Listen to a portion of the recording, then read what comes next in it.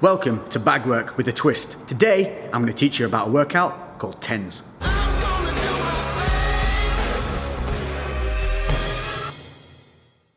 So what's up guys, and welcome to something a little bit different, and this is a heavy bag reps workout. Now what do I mean by that? What I mean is you don't need a timer. This is all about the number of punches you're going to be putting in. So this is basically something that's going to help you build that motor pathway to your punches. It's going to help you learn, but also it's going to be a good cardio workout, it's going to be a good muscular workout, and it's going to help you push those mental boundaries. So without further ado, let's get on and look at what we're doing today.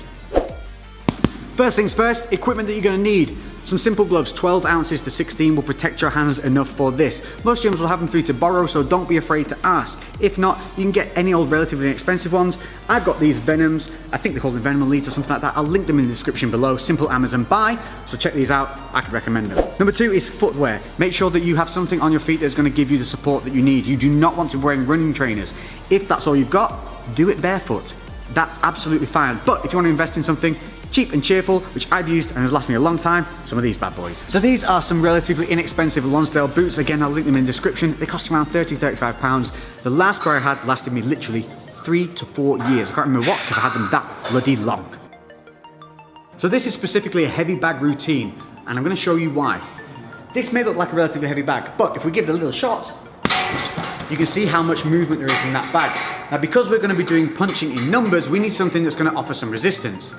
Enter Big Red. If we hit Big Red, it doesn't go anywhere, and that's exactly what we want. We want our punches to be landing nice and solidly and transferring all our energy into the bag. If the bag swings or moves or is too thin and we miss, that's when we risk hurting ourselves. So the workout itself, it's called tens. What does that mean?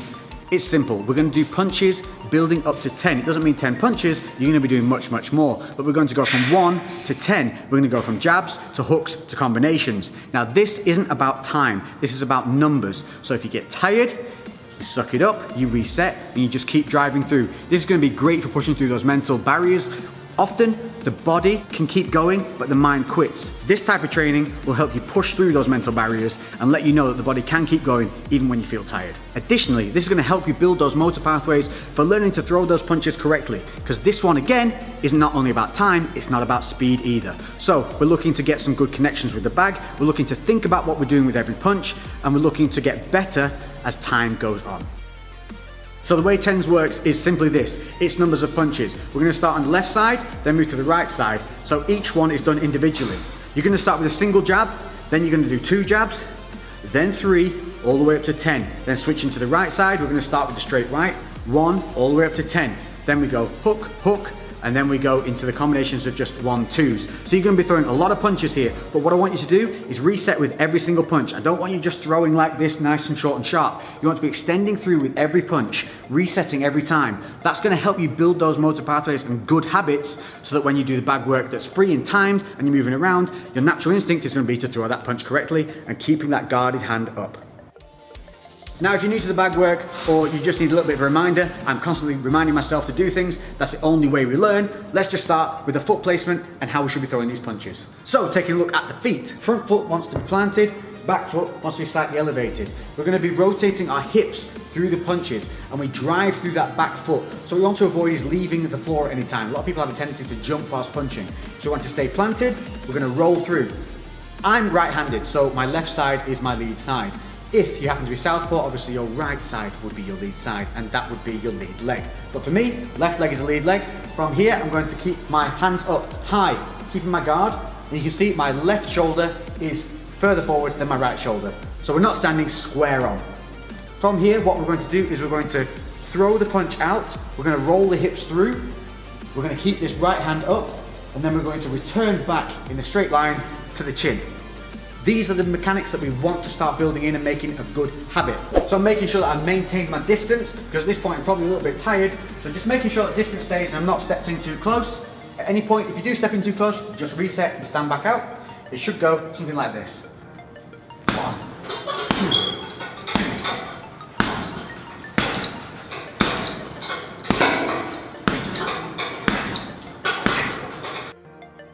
So moving on to the straight right. This is a much bigger shot. So it's going to travel more distance, it's going to be a little bit slower. So again, don't try and go too quickly. We're going to keep that left side forward, not standing too square. we're gonna keep the left guard up this time, and we're gonna roll through with that big right punch, and then bring it back to the chin. So like I said, this is going to be slower, it has to travel further. I really want to roll my hips through, driving off that back leg. So, the right one, keeping that distance, making sure that you've got that range, coming through, bang, bringing that left hand up to guard. So as you come through, get in the habit of just popping that left hand up. So when we're throwing them in multiples, slow it down, make it count.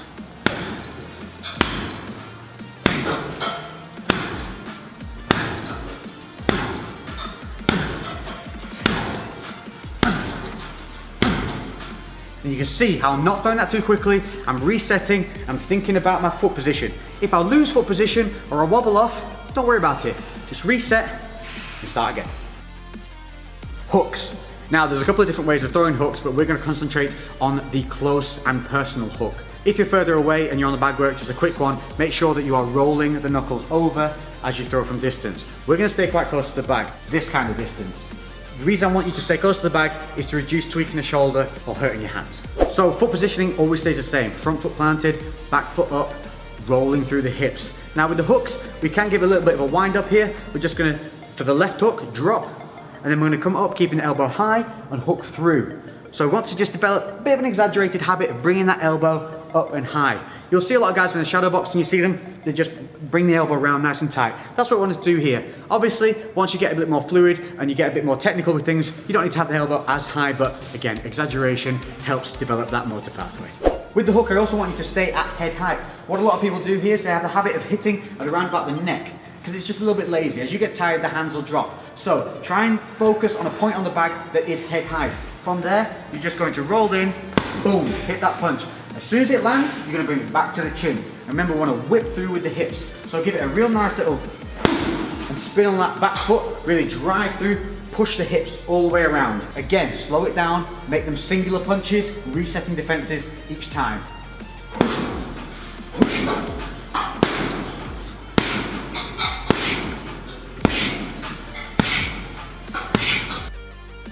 Now if you're like me, one of your hooks will feel more comfortable than the other. For me, my left hook's very natural, but the right hook seems to feel a little disconnected because it's traveling further. With the left hook, I tend to turn my hand over and really bring it in.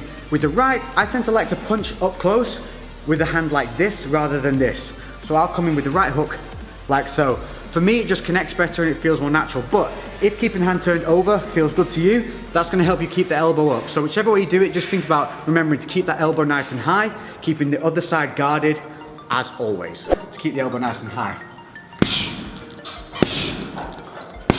Noticing as I throw the right, the left comes up to guard that counter punch side.